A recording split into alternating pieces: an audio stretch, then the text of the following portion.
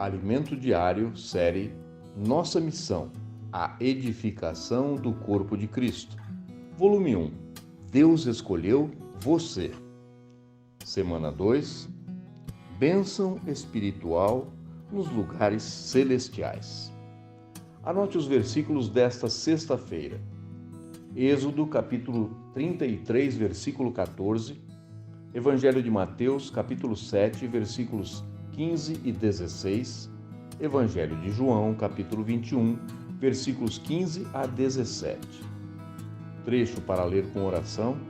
Atos, capítulo 20, versículo 28.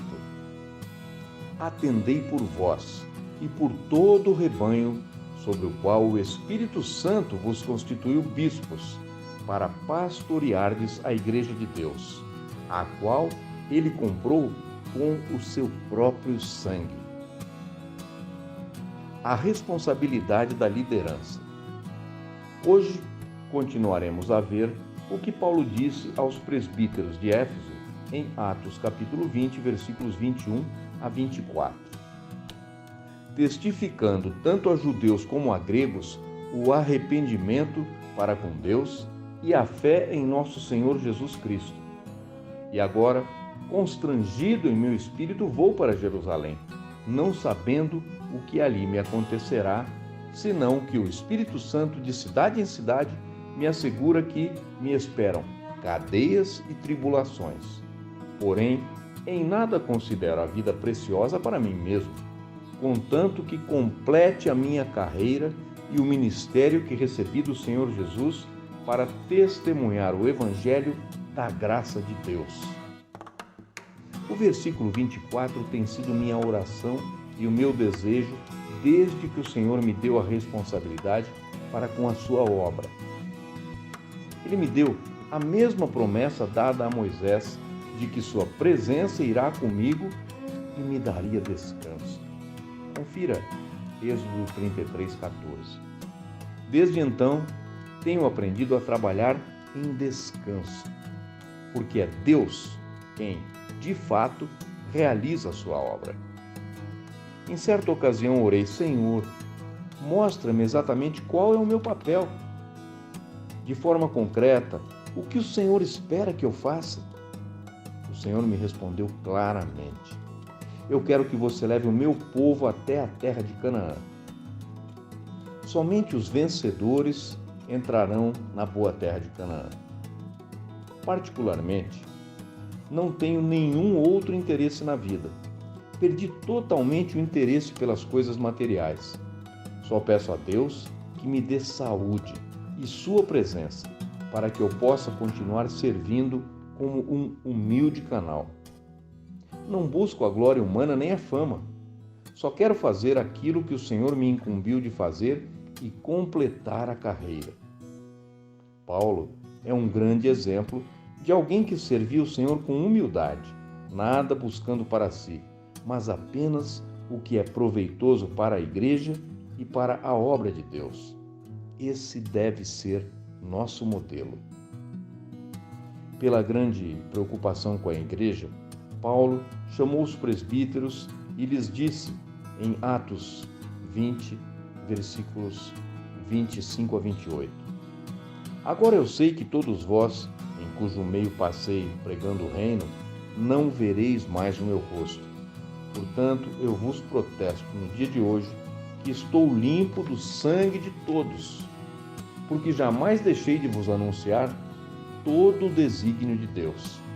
Atendei por vós e por todo o rebanho, sobre o qual o Espírito Santo vos constituiu bispos, para pastoreardes a igreja de Deus, a qual ele comprou com o seu próprio sangue. Os presbíteros, os líderes das igrejas, têm a responsabilidade sobre o rebanho de Deus e terão de prestar contas ao Senhor. Se o rebanho tomar uma direção errada, é por culpa deles. É preciso ser fiel ao Senhor e conduzir seu rebanho apacentando-o e pastoreando-o. Veja o que diz João, capítulo 21, do versículo 15 ao 17. O que o Senhor espera dos líderes é que cuidem da igreja. do rebanho de Deus, levando-o para a direção certa, com a palavra e o alimento correto. Paulo queria mostrar isso aos presbíteros. Dando prosseguimento em Atos, capítulo 20, versículos 29 e 30, lemos: Eu sei que, depois da minha partida, entre vós penetrarão lobos vorazes, que não pouparão o rebanho, e que dentre vós mesmos se levantarão homens, falando coisas pervertidas, para arrastar os discípulos atrás deles. O homem natural gosta de ter discípulos, de ter pessoas que o seguem.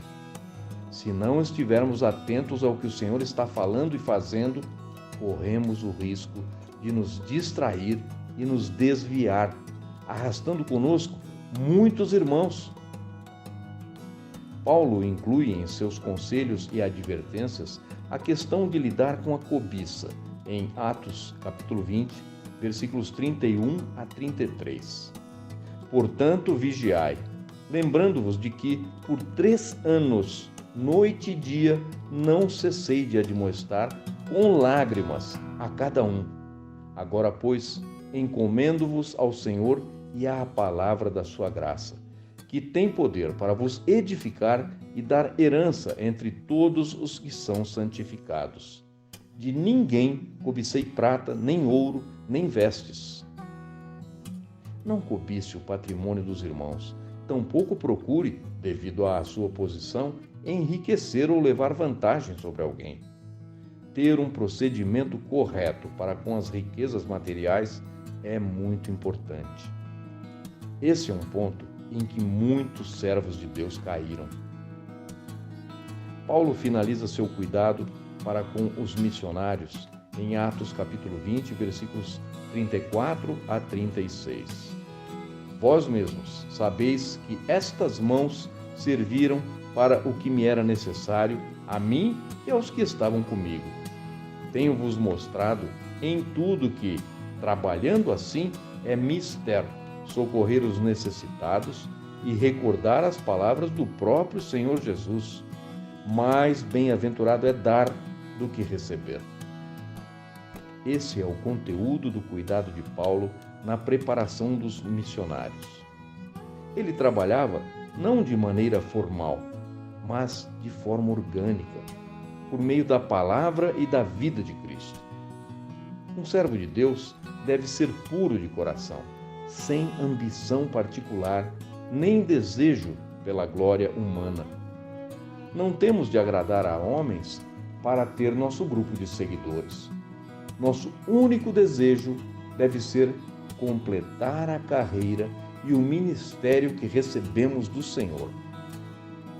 Depois da partida de Paulo, de fato, surgiram lobos vorazes. Eram falsos mestres, judaizantes e místicos com as suas doutrinas gnósticas, cultuando o conhecimento, o esoterismo e a cultura em detrimento da pura palavra de Deus. Em nossos dias, temos de vigiar para não ser distraídos e enredados pelas belas palavras que nos desviem da direção dada por Deus. É pelos frutos que conhecemos a árvore. Veja o que diz Mateus 7, versículos 15 e 16. Uma árvore pode ser bonita, mas não produzir fruto nenhum. É preciso olhar o que o ministério de quem fala produziu. Não devemos correr atrás de belas palavras, e sim daquilo que é proveitoso para a obra do Senhor, ou seja, daquilo que edifica a igreja e produz frutos para o reino de Deus. Uma pergunta: o que é um presbítero e qual é a sua incumbência?